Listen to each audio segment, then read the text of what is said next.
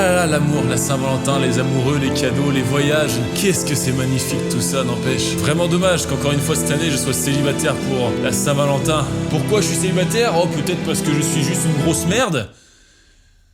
Une grosse merde qui échoue toutes ses relations amoureuses. Ma vie amoureuse est vouée à l'échec. J'arriverai jamais à rien. Non bon c'est bon les gars, c'est bon, cette fête là, la Saint-Valentin, ça commence vraiment à elle commence à me les briser légèrement. Vous savez, l'amour c'est beau, mais c'est parfois compliqué. Ça je pense que tout le monde peut le confirmer. L'amour c'est magnifique, c'est beau, c'est nul, c'est chiant, c'est... Wow. Aujourd'hui, en ce jour de Saint-Valentin, je vais vous raconter plusieurs histoires d'amour qui ont mal terminé, qui ont clairement tourné au drame. Comme ça, on va être tous dégoûtés de l'amour, et c'est génial.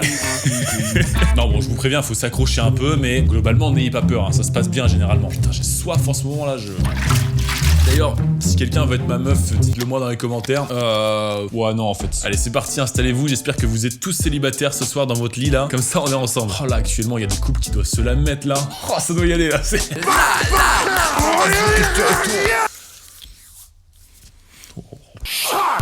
Allez, première histoire.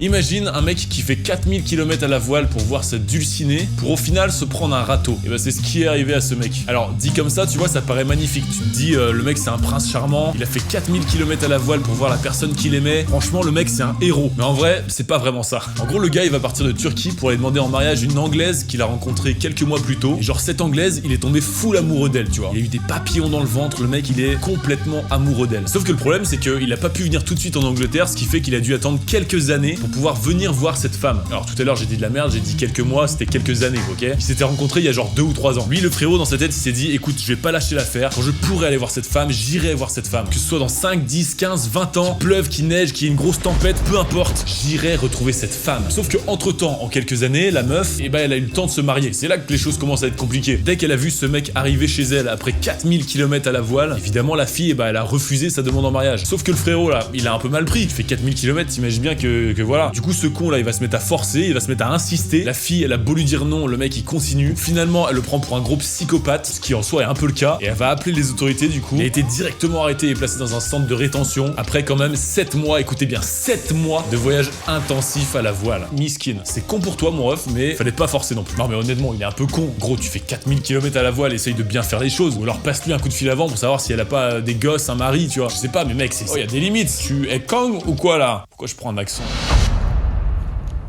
Un homme et une femme sont mariés. Tout se passe très bien dans leur couple, ils vivent leur meilleure vie, ils sont amoureux. On dirait le début d'une blague chiante, mais c'est vraiment une anecdote. Un soir, ce couple de mariés décide de se prendre une petite chambre à l'hôtel pour se faire plaisir et pour tout simplement kiffer leur nuit. Sauf que cette nuit-là, qui devait être une nuit hyper romantique, a un peu mal tourné. En fait, il y a la femme qui va se réveiller en pleine nuit et qui va émasculer son mari avec un couteau de cuisine. Alors, je t'entends déjà venir. Émasculer, ça veut dire quoi? Émasculer, les gars, ça veut dire couper le sexe.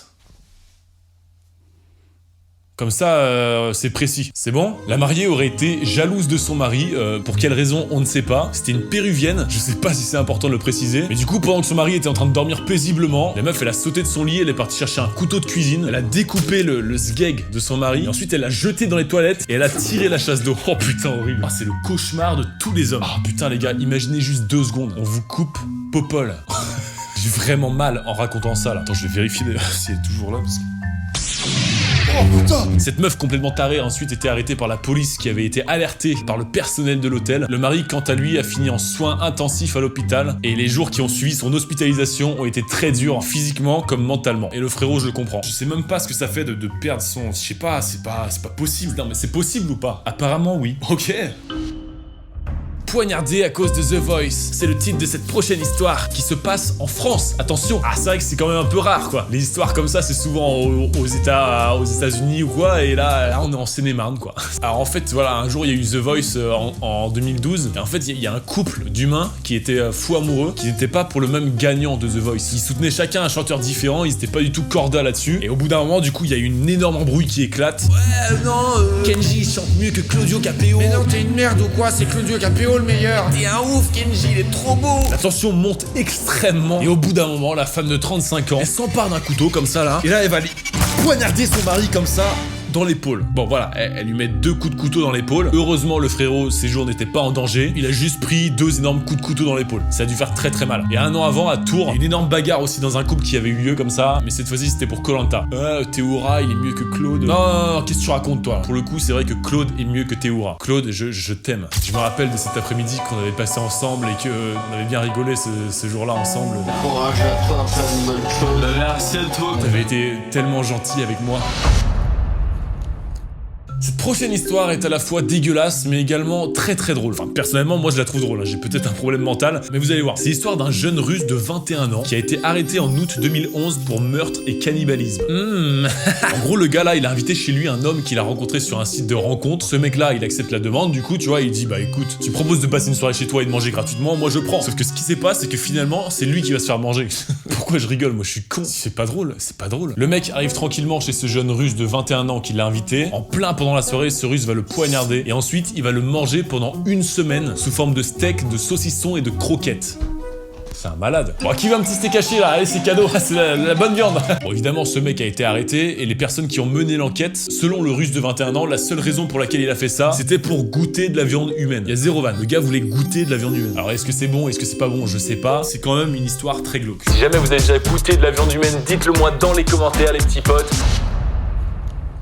Il invite sa petite amie à regarder un épisode de Dexter et la découpe à la hache. C'est le titre de cette anecdote. Bon, Dexter, pour ceux qui connaissent pas, c'est une très grosse série drame qui a plus de 15 ans maintenant où le mec, je crois, c'est un médecin la journée et la nuit, c'est un énorme tueur en série qui s'attaque aux meurtriers. Le mec, on va l'appeler Jason. Un soir, Jason dit à sa petite amie, écoute, est-ce que ça te dit de passer à la maison? On va regarder un petit épisode de Dexter. Je sais qu'on est tous les deux fans de cette série. Viens, s'il te plaît, rejoins-moi, bébé. Bon, la fille, vu que c'est son petit copain, évidemment, elle se doute de rien, donc elle y va les yeux fermés. Ils s'installent tous les deux au lit, ils regardent un épisode de Dexter. Pendant plusieurs semaines, personne va avoir de nouvelles de cette fille. 1 mois plus tard, le corps de cette femme de 31 ans a été retrouvé découpé à la hache et coulé dans du ciment dans l'appartement de son copain. Là, en vrai, ça fait très froid dans le dos. La cause, c'est que le couple s'est disputé et le mari a décidé de battre à mort sa compagne avant de paniquer et de vouloir faire disparaître le corps. Et c'est pour ça qu'il a utilisé ces techniques. Et je vous avoue que cette histoire, elle est vraiment pas rassurante, hein. Je me rends compte que cette vidéo, en fait, ça va vraiment pas vous donner envie d'être en couple. Bon, évidemment, les gars, j'ai fait des vannes dans cette vidéo, mais c'est aussi pour vous montrer que ce genre de crime, de violence, ça peut arriver partout et à n'importe qui. En France, il y a énormément de violences conjugales, que ce soit des hommes ou des femmes. C'est vraiment un sujet auquel il faut parler. Il faut vraiment parler aux gens si vous êtes victime de violences conjugales dans votre couple ou alors que vous êtes témoin chez vous de violences. Ça peut être vos parents, vos frères, vos sœurs. Honnêtement, parlez-en parce qu'un drame, ça va très très vite. Et en vrai, il faut qu'il y en ait le moins possible parce que je sais que c'est tellement fréquent que ça arrive qu'il faut absolument pas banaliser ça. Il y a des numéros de téléphone, des services en ligne pour en parler, donc n'hésitez pas. Si vous êtes victime de ça, parlez-en vite.